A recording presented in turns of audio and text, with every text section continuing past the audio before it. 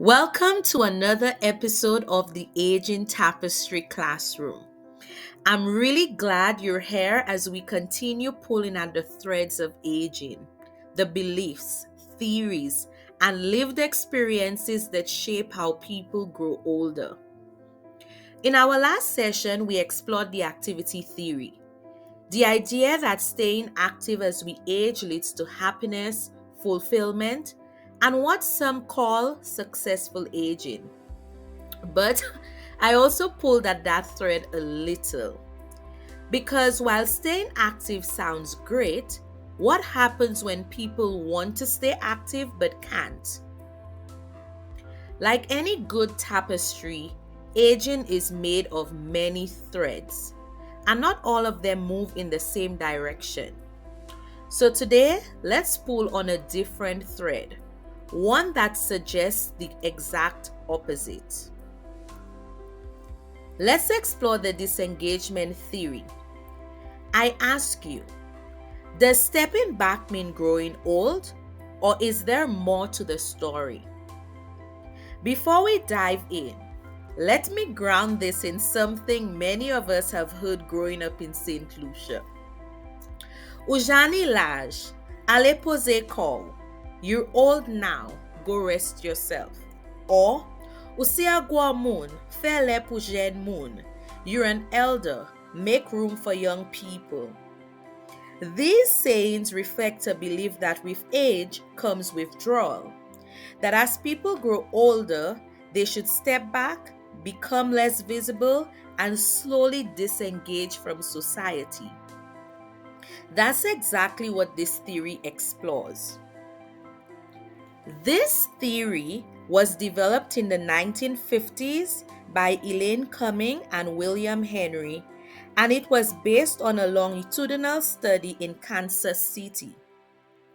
The researchers noticed patterns of reduced engagement, which they interpreted as a normal and beneficial part of aging for both the individual and society.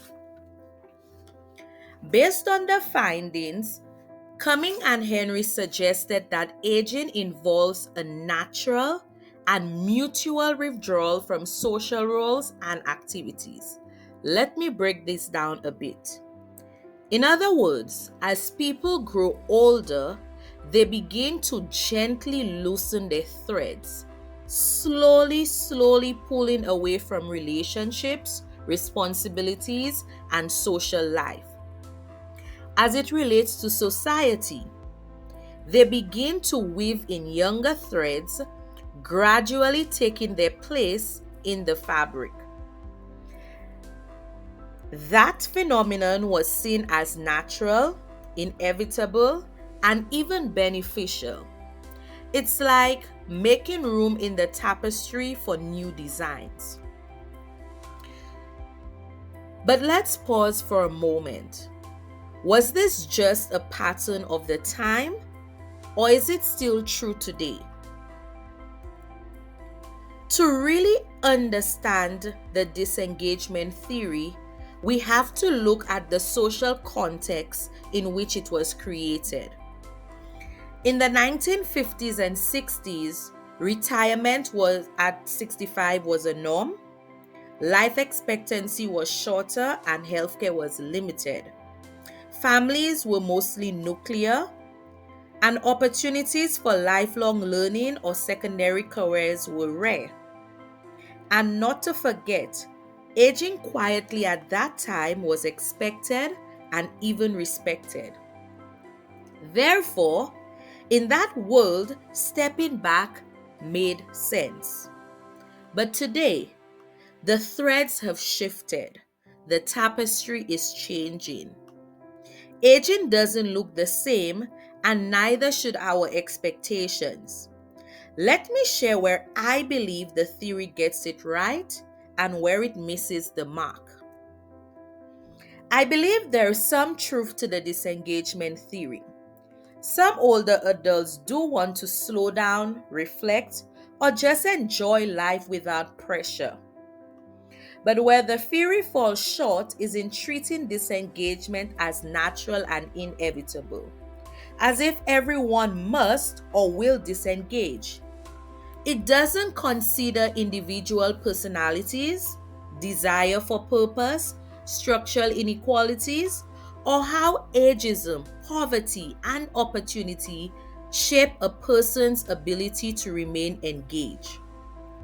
So, therefore, I believe disengagement is not always a choice and is certainly not universal.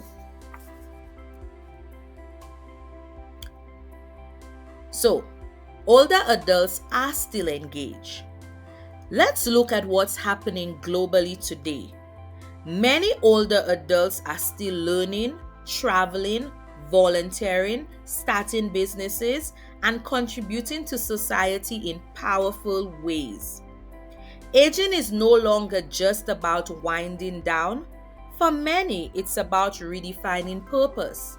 Let's look at what the research tells us.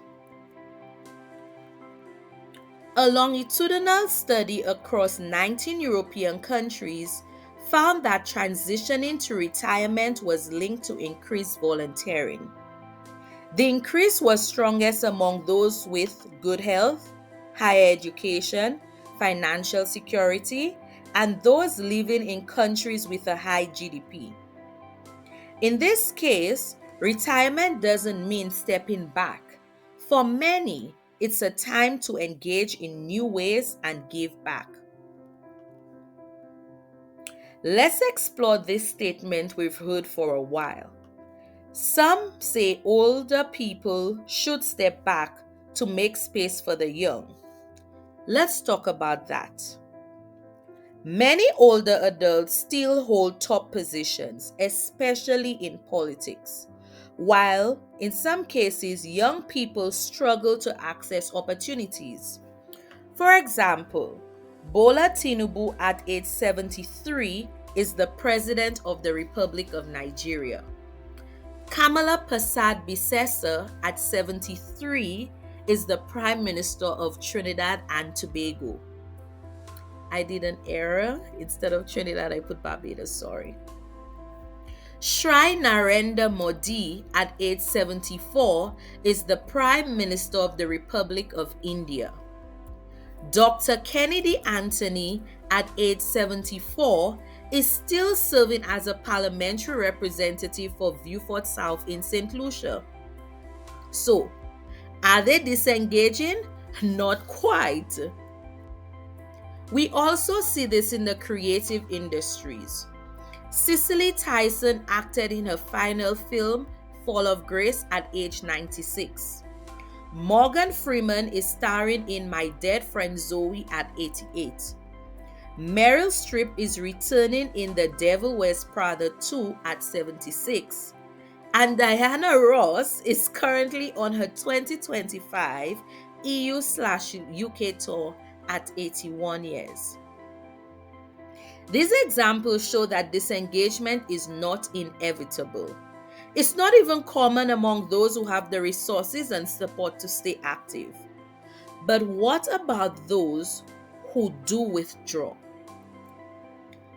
On the flip side, we have to recognize that some people disengage because they have no choice. Reasons include poor health, no pension or retirement savings, loss of family and friends, lack of local activities or programs, transportation barriers, social neglect, or even isolation. In these cases, disengagement is not natural. It's the result of inequality, exclusion, or abandonment. This is especially true in parts of the Caribbean where aging services are limited and pensions don't always stretch far. Therefore, we can agree that both the activity theory and the disengagement theory offer pieces of the puzzle. Some older adults stay active and involved. Some choose rest and reflection. Some are pushed out because of circumstances beyond their control. What matters most is choice, access, and support. We need to understand that aging is not one size fits all. It's shaped by culture, health, resources, systems, and identity. And we must do more to respect that complexity. Like any tapestry, the story of aging is still being woven, thread by thread, person by person. Some threads stretch boldly into new patterns, others gently slow their pace, and some are pulled back by forces beyond their control. As we've seen, no one theory can explain it all. But what matters is that we create space for all experiences, for choice, for dignity, and for voice. What do you think? Do you see yourself or your parents or grandparents in these threads? Have we moved beyond the patterns those theories describe? Let's continue the conversation in the comments. If you missed the first part on activity theory, be sure to check it out. Stay tuned for the next part of this Aging Tapestry series, because aging isn't an end, it's a story still unfolding.